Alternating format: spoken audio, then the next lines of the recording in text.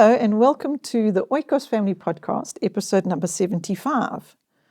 I'm Sonja Wood and I'm very, very happy to tell you that Sylvie is here with me today. Now, the last couple of episodes we've had to try and endure the technology and the struggles and the difficulties and the challenges of that. But we managed. And you know what? Today we tried again, didn't we? We did. We tried. And the two of us were just in giggles because I would say something and then every now and then when I asked Sylvie something on the phone call, I tried to phone Sylvie so that we could record it that way like we've done the last few. And it just was hilarious because I would say something, ask Sylvie something and she'd answer and I only heard every third word with lots of blanks in between. Yes. And eventually, and then Sylvie would say, Sonja, hello. And I'd say, hello, Sylvie. And she'd say, hello, Sonja, are you there? And I'd say, are you there? And this is how it went. Very, very broken telephone style. So then we decided, let us maybe try the recording of the podcast on the veranda in the freezing cold night. And sit on the veranda and have our 2.5 meters or whatever we must have and actually chat to each other. It's more like 5 meters apart. No, it's not. Now. I measured it. Oh, you measured it? Yeah, it's not 5. 5, you'd be down there. Okay. No, it's 2.5. So it feels like 5. It does feel like 5. So Sylvie came down. Sylvie lives on the top of the hill. And here we are, and where we live, Sylvie and myself live on a private nature reserve. Aren't we blessed? Very much. We are very, very blessed. And so Sylvie came down this time for us to chat. And I specifically wanted to chat to Sylvie today. I didn't want to say, okay, well, the technology beat us. We'll just have to not do a podcast. Remember, we sort of toyed with that. Maybe we just can't do it. But God has another plan because when we check with him, he said, you must do this. He cares for the people and he wants us to share with them. So the thing that I know that he wants to share with them today through you, Sylvie, is this question that at the end of our last podcast, you and I carried on chatting. After we'd finished recording, we were talking about Read Aloud. And we finished recording, and then you said, the next podcast we do, if we're going to do another one, if that happens, I really would like to talk to the moms about ticking the boxes. And I said, okay. You don't know what boxes are. And I didn't know really exactly what you meant, ticking the boxes. And we've chatted a bit more about it since then. And I've come to learn that ticking the boxes is like a checklist. And actually, in fact, I should just know because, sometimes in technology, you've got to tick this box and tick that box to get to the next spot. So it suddenly became visual to me what you meant by ticking the boxes. But what made more sense to my mind was a checklist. Right. So you wanted to talk about that. And I just think what you shared with me was really valuable because I think a lot of people can relate to that experience you had of how it was before, how you ticked certain boxes, and certain things you said really stood out for me, which I'd like to expound on a bit. But for now, if you wouldn't mind, can we just, it's strange, hey, to have redo a conversation. Yes, we had redo the conversation. And now we're going to have the conversation again. But if you can tell me, for the sake of the others that are listening, if you can tell me your experience of the ticking the boxes story. At some point, we purchased a curriculum that told me, first you do this, then you do that, then following that you do this, and at the end of the day, you've ticked all your boxes and you could feel like you've done enough for that day. And that was kind of why we pursued a curriculum like that. I felt like I needed a lot of hand holding in my home education journey. I really had no clue what I was doing. and so we thought that purchasing this would provide some guidance for me. Mm-hmm. And it did work. It did see me through the year and I did tick all the boxes. But at the end of the year, when I had to take a critical look at how my year had been, I realized that it wasn't about educating my children in as much as it was about getting all my boxes ticked every day. We never lingered at a subject. I never made enough time, if that makes sense. It was always like, come, we need to tick this box because there's the next box we need to tick. So the ticking the box became the priority. Became the priority over my children almost. Sure. So when I realized that instead of the focus being on my children and their needs, it is now this curriculum and what it told me to do and the boxes I needed to tick, I knew something had to change, because box ticking should not be your priority. Your children should be your priority. After really thinking it through, I started realizing that there was not really space within those boxes to really pray about what my children needed, or to take any guiding or prompting from the Holy Spirit, because I already had planned out months in advance what this day would look like, because this curriculum would say, this page on this book, this page on that book, you chat about this, you do that. And I realized this is not actually what it's all about. So what you said to me, one of the things that I wanted to pick up on was that you said to me that the ticking the boxes at the end of the year, you had a list of boxes ticked. That's what you had. Yes. And you realize what you've just explained. Right. But the difference between coming to the end of the following year, where you had, I think you said you adjusted what priority, you still tick your boxes. That's one thing you said. You still tick your boxes, but you've changed the order of your boxes on the page. Was that right? Yes, like we always start with Bible. Always. That's just a non-negotiable. And I like to have my Bible box ticked. And the reason for that is that if we only get to that today, if all we do is read the Bible, I can go to bed that evening and feel like I've had a good day. I feel fulfilled. Isn't that amazing? As a mom, I know I've done what God would have me do. Right. And that feels so much better than reading this page in the history book and this page in the science book and going to bed at night and knowing that, well, we've read the pages in the books.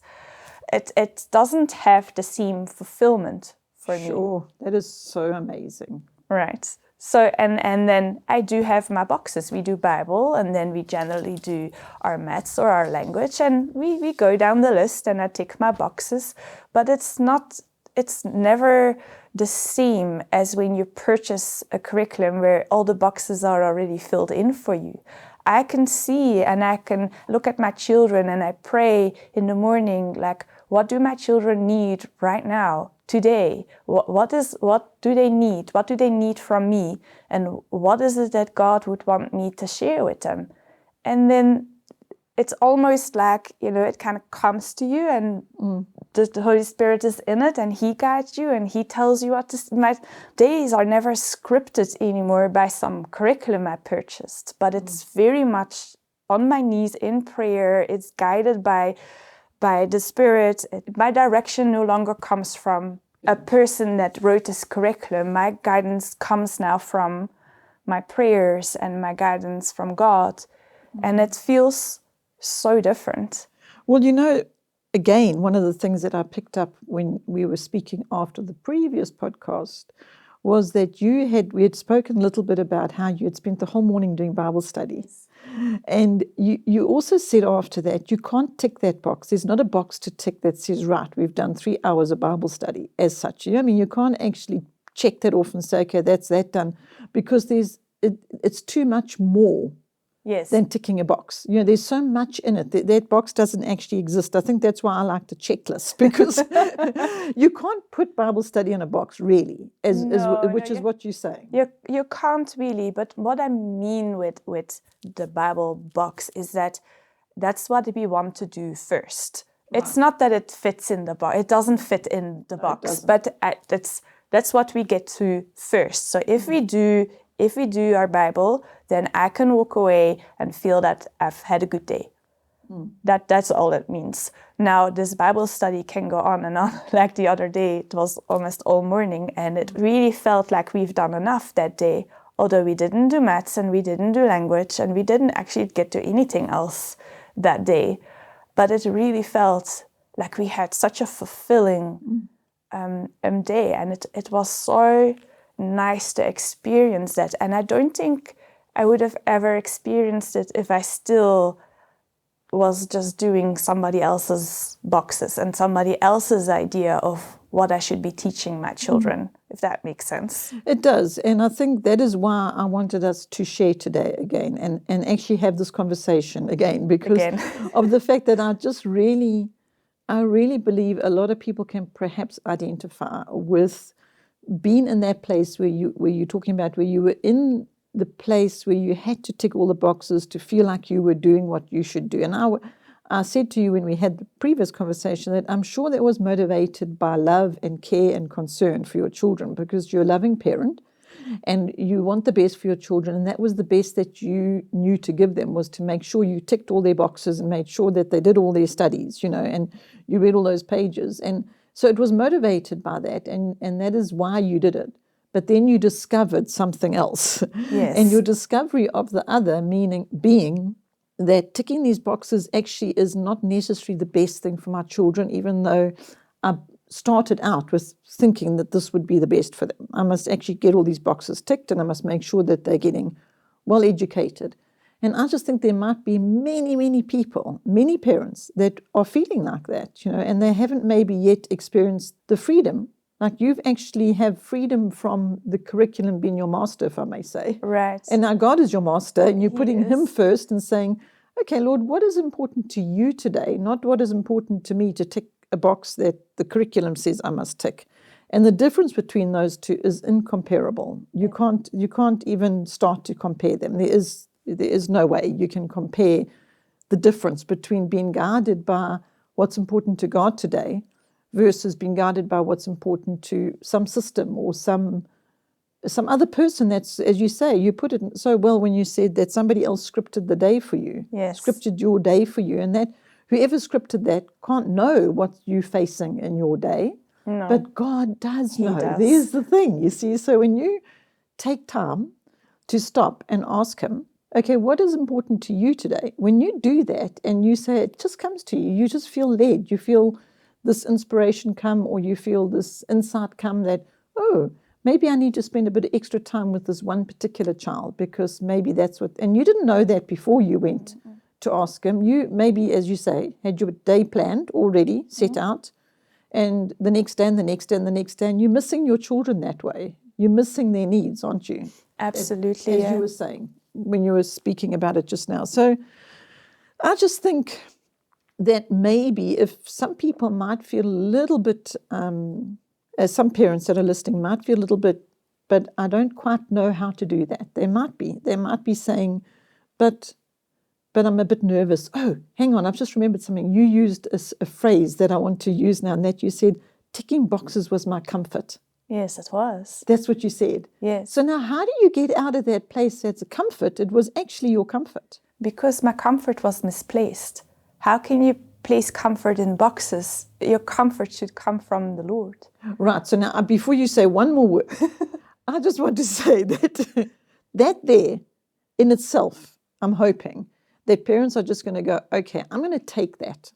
I'm going to take that, what I just heard now, and I'm just going to apply it. Because the thing is, there's fear, isn't there? Did you feel any sense of, is it okay if I jump out of this comfort zone? And was there any fear pulling away from that, or did things just happen to cause you to turn your priority list upside down, and put things in a different order? What happened to help you to go from the ticking those boxes that were led by scripted somebody else to going to God for direction? How did that happen? So I don't think there was any fear leaving the boxes behind. Okay. But there was a lot of fear when I started out with the home education journey, because I didn't know. I just didn't know. Oh, so the boxes became your comfort. So I purchased the boxes, and that told me exactly what to do. But like I mentioned, when I looked back on the year, I just realized that this is just not what it's all about, ticking these boxes. So there was no fear leaving the boxes behind. Okay. That said, people now also mustn't think that I have no schedule or no nothing whatsoever, because that's also not the truth. Like, for Because you still like your checklist, don't you? Yes, like my maths will just do the next lesson the next day. So in a way, that is a box or a schedule that I, or the next item that I can tick off. The same thing for language. We just do the next lesson the next day or the next time we do language. So there is still something to guide me through. Even with our Bible reading, we just read the next chapter or chapters and we work through. We see what questions come up and we see just what we are guided to share. We don't actually ever go in our Bible reading with a plan. We pray and we kind of know what chapters we're going to read, but we pray and then somehow we know what to say. But things like our maths and our language, they are in a way more scripted, because I know I can go to the next lesson, and there's a comfort in that. I don't have to go and figure it out. I don't have to start from scratch and do everything. I just have those curriculums that I can just go to the next lesson. So it's not like I have no guidance whatsoever. Okay. But I don't have this 20 boxes to tick anymore. So my day is not tick the box. Come, children, quickly, pay attention, because mommy needs to check this box. There is, we start with Bible. We don't know. That just happens, however long it takes. Then we go and do our formal lessons. I know exactly what to do. We go to our next lesson. And then the rest of the day, that's a lot of prayer. There's some idea of where I want to go, but more often than not, it never really happens the way I had planned. And there's a comfort in that too, because God always knows better. Yes, exactly. So there is this freedom in the way that I do things now versus I did it with my boxes. Do you know what I think it is? I think you put your trust in him. Right. I think because you put your trust in him and you trust him that he knows better. Right. And you trust him that the day is going to be according to him, because you're actually going to him and say, okay, what is this day about now? And you're calling on him. And because of that, you're trusting the outcome with him. And at the end of the day, you're going, well, look at that. This day was amazing. But if you had left him out of your day, right, then you would know the difference. You would see, oh, well, look, my perfectly planned day didn't actually quite work out quite as well as had I given it to him. Right. And by the way, those of you who can't see, I can see Sylvie right now, and I know you can only hear. And she's just sitting, nodding very positively in agreement. But, I just want to come back a little bit to the maths. You were talking about how you don't even have to plan the maths because you just go to the next lesson. Right. And we always have to bring up this formal aspect because it's such a big part of people's concern. Right. And I really get it. Parents don't want to just be neglectful of their children's education as far as their academic education is concerned. And you have found this lovely balance now where you put your priorities in this order you've been sharing, but you don't neglect the maths and the language and the formal. But at the same time, you don't have to worry about them, because when you go to them, the next lesson is there. Yes. And I think that there's something in that, in the fact that there are some curriculum that are putting parents into a different box, if we can call it that, whereby the curriculum is saying that they must do this today. Even the maths, if they just had the maths, let's just talk maths only now. And it might be that the maths curriculum says the child is this age, they're doing this grade, they must do this by this time. And so now they're struggling to, the parent is struggling to keep up with the requirement of the curriculum, or keep their child up with the requirement of the curriculum, and whatever it might be. And then something happens in that family's home. Somebody falls ill, or something happens that was not planned and not expected. And now the parent is under even more pressure, because they know that they're not getting to what the curriculum said they had to achieve. And so I think what happens in home education with some parents is the fact that if the child was in school, the parent has that comfort of knowing, in spite of their crisis, in spite of the thing that is unexpected that's happening in their life, their child's education is at least taken care of. That's how they see it. And I don't know why you're pulling those faces. Because I have heard that in school they never finish the book anyway. So there's this, I think, perceived misconception that in school they would do a better job or learn more or at least finish the book. And that's not necessarily true. Oh, you see, I'm just trying to see it where the parents' anxiety might be. And I'm thinking maybe there are references and what you're bringing in another side to that. And you're saying, but maybe that's perceived incorrectly. It misplaced trust again, I think. Right. They trust in the school system. They trust the school system. And I don't know, my children aren't in the system, but I have heard that they don't necessarily finish a book. So if you don't finish a book, well, the curriculum that we do just says do the next lesson. And it's not graded and it's color-coded, so that takes away all that pressure. Exactly. Yeah. And if there is a crisis or we don't get to it that day, there's actually no crisis where the maths is concerned, because when we get back to it, the next lesson is waiting for us. And we don't do a book in a school year. Yeah. We don't, that's like so foreign for us. We just start at the beginning and we work our way through.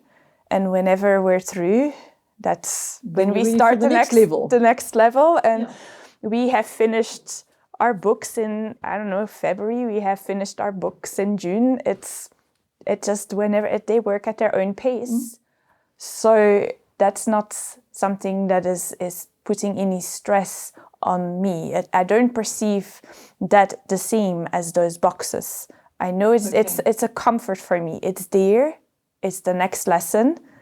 And if something happens and we don't get to it, like the other day, we did the entire morning, we did Bible, we didn't get to the maths, that's fine. It was still waiting for me the following day. Yes. And that was fine. And you know what's so important about this is that if you couldn't get to it the following day because the crisis or because of life happening in a way that you didn't expect, the last thing that you'd be concerning yourself with, I mean, I'm speaking from my own personal experience now, but I would like to just bring a little bit of that in now, and that is to say that what we're talking about is the way I knew raising our children in home education was the way of no boxes, because I couldn't have boxes. So even if I'm a tick-the-list person, and even if I like to have order and I like to see to it that it's done because that's my personality, I wasn't able to allow that to be my comfort or my guide, because my days were so unexpected every single day.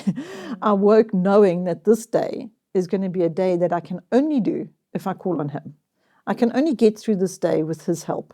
And so because of that, my day was directed by him, and not because I'm more insightful or I knew to do this, or just because my circumstances were so dictating it that way. Basically, it was that my survival was to go to God and to get through the day with him. And because of that, we then experienced the fullness and the freedom of being able to experience a day directed and led by him entirely, whereby the value of that was so exceeding anything else that even if I tried to go back, even if I tried to say, oh, but what about this or what about that, and tried to put a plan in place, it was so quickly demolished because of, emergencies and what have you, that I never really could get the long-term experience of what you're sharing with us, as in you went through a period of time where that is what governed you. Yes.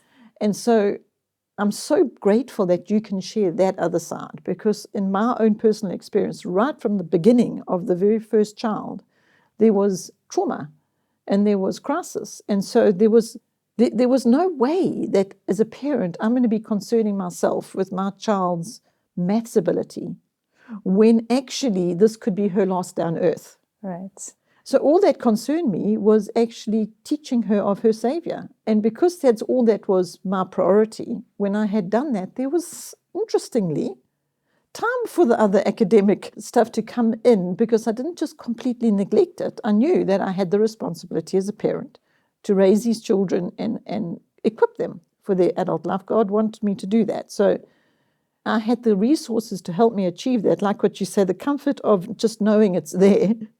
So what happened with us is, because we were just constantly in kind of a state of crisis, really, or some sort of trauma of health. It's not your everyday kind of living where you're doing infusions every day for your child to live. I mean, that's not just sort of standard, you know. So what happened is the formal education only sort of became an afterthought at the end if there was time. And what happened, the result of that wasn't that you had an uneducated person. That wasn't the result. The result was, oh, look at this. Now we're having a really good patch of health. And all of a sudden, we just went through 3 levels of language lessons in the space of 18 months instead of 3 years, which is... That's how it happens. That's how it happens. That's how it happens. Exactly. So and if I had spent any time concerning myself, which I can see how parents would, because they would be thinking about, oh, but what about the... when they exiting home education, what about when, they need to get this and this? I can understand how they could be thinking like that. But because our circumstances were so that it caused me to think about, what if this was the last day I had with this person? That's all I could think about. And so I'm not going to take my maths book into ICU. No.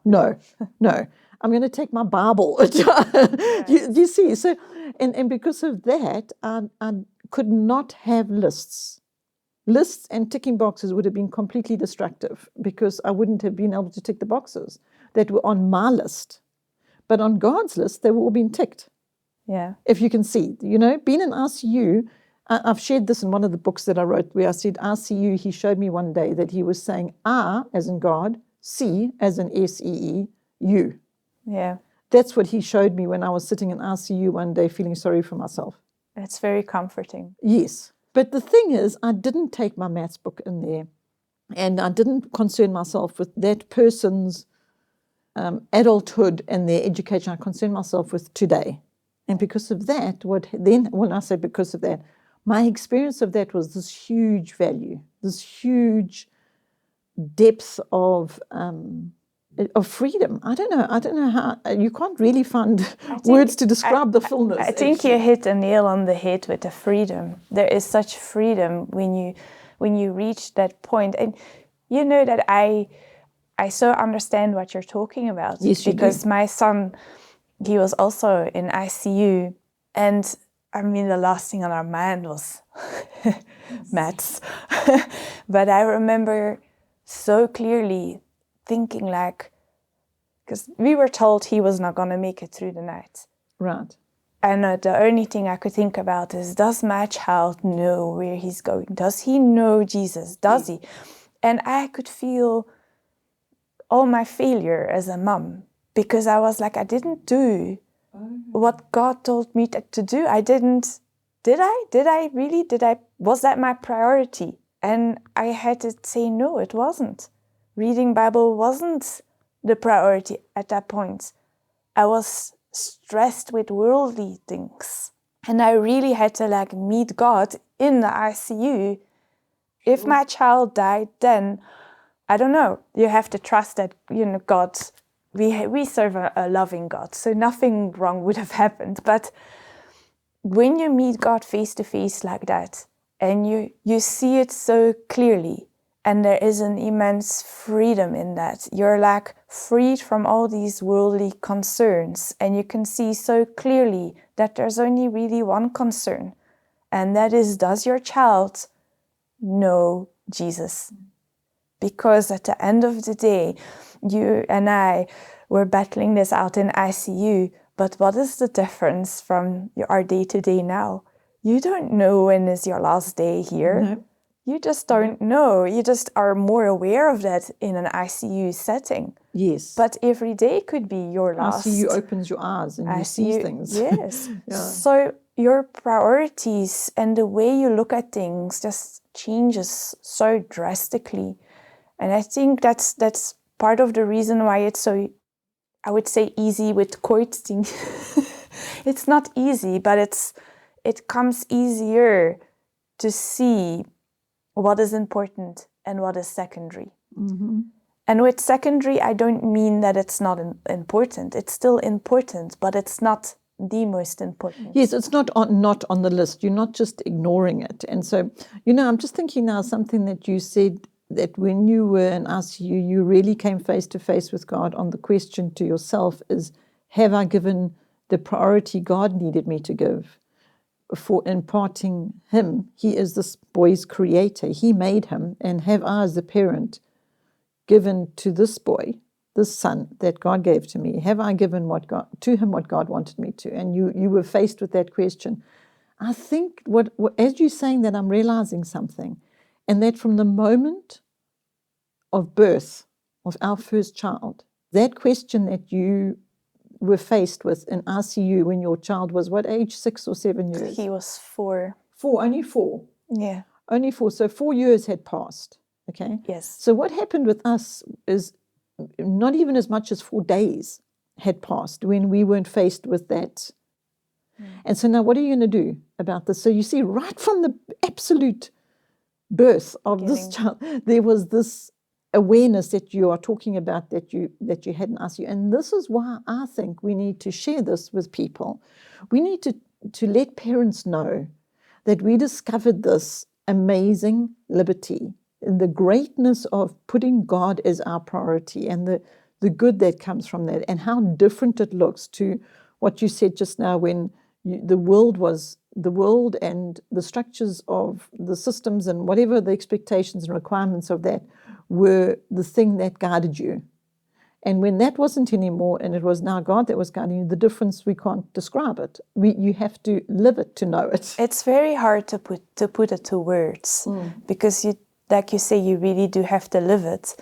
You can't really explain what it feels like to sit around the kitchen table with your children and your Bible open, and you don't have a clue what you're going to tell these children.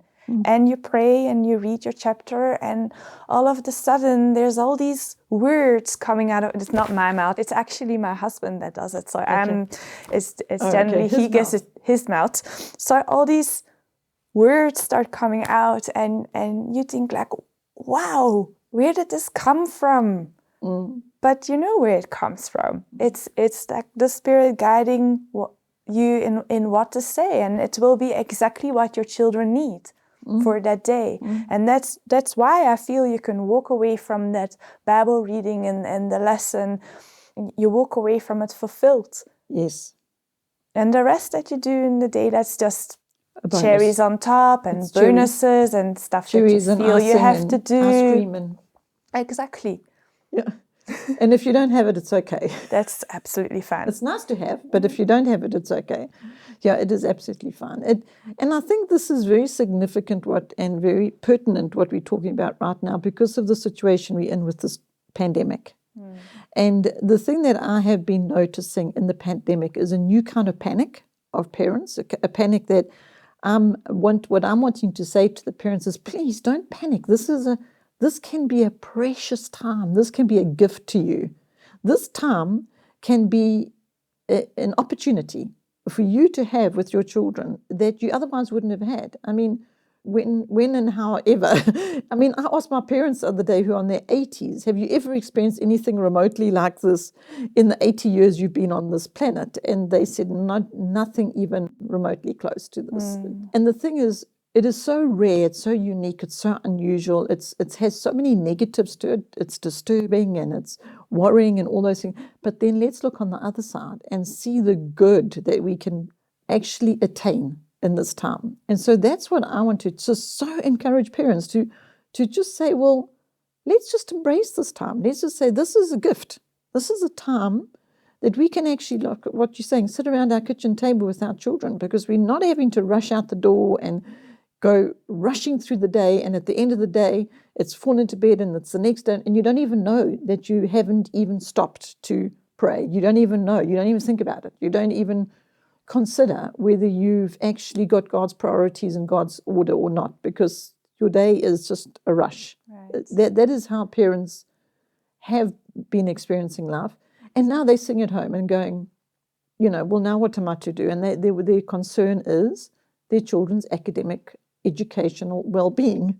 That's what their concerns are, and because that's what they know.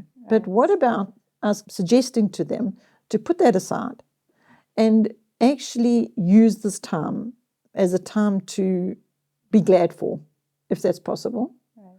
I'm not saying be glad for the pandemic. I'm saying be glad for the opportunity to have a very, very unique time with your family, with your children, and to sit with them and play with them. I mean, we've spoken about this, board games, and that's another thing. We're so passionate about that. And because why? Because we found the value in it.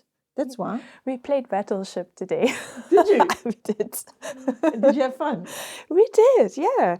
It was good fun. It's always fun when we play games. It's always fun. But that's a rabbit hole. Okay, let's not go there, because you and I could talk about that until the sun came out tomorrow morning.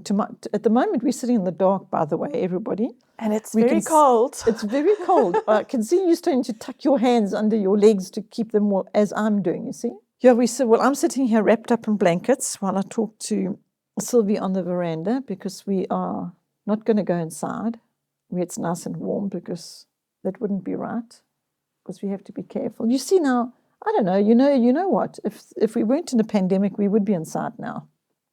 Yes, we would be inside. We would be. We probably have the fire going, and that would be that, and that's what we know. But instead, we're sitting out in the cold. Yeah.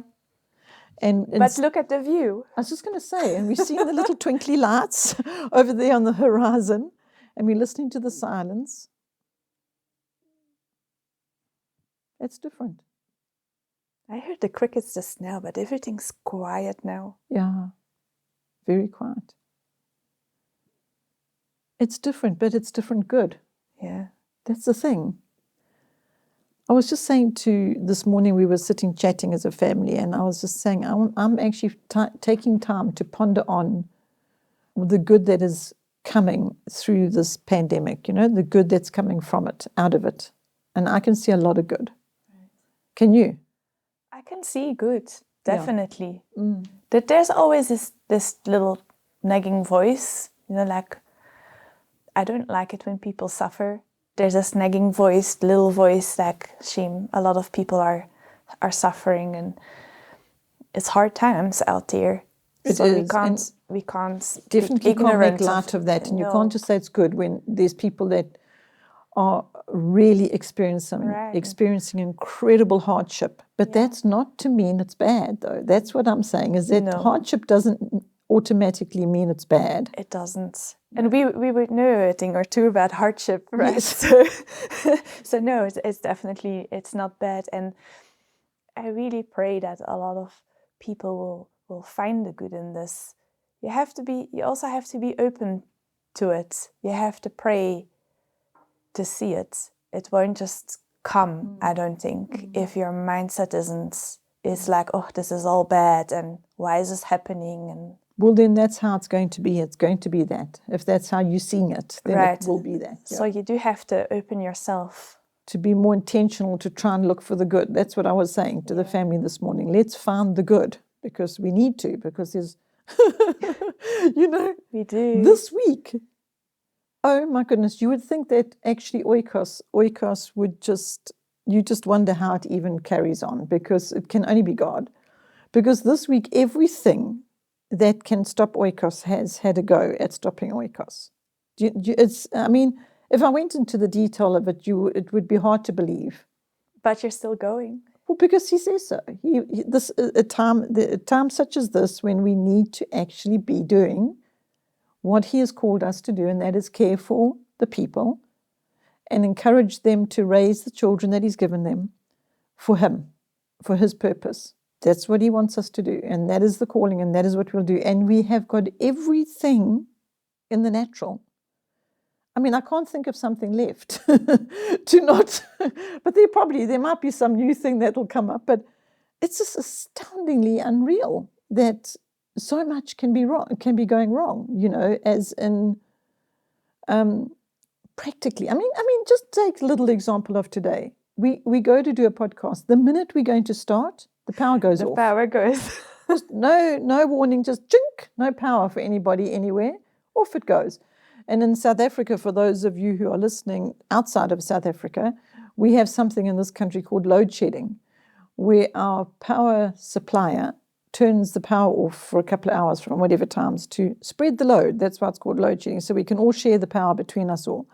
And this is something that has been happening for how long now? A few years. A few years, yes. And it comes and goes, but they recently started again just the other week. So now when the power goes, you think, load shedding again? Yeah. And so South Africans who are listening are very familiar with this word, load shedding. It actually basically, they understand what that means. But when your power goes off at a weird time that isn't according to the load shedding schedule, you go, oh no, what is this now? It could be some big fault, that's going to take. I mean, the last time our power went off, it was 12 hours. Yes, it was a long time. Maybe longer, actually. It was 40. longer. Yeah. I remember, it was a long time. A couple of weeks ago.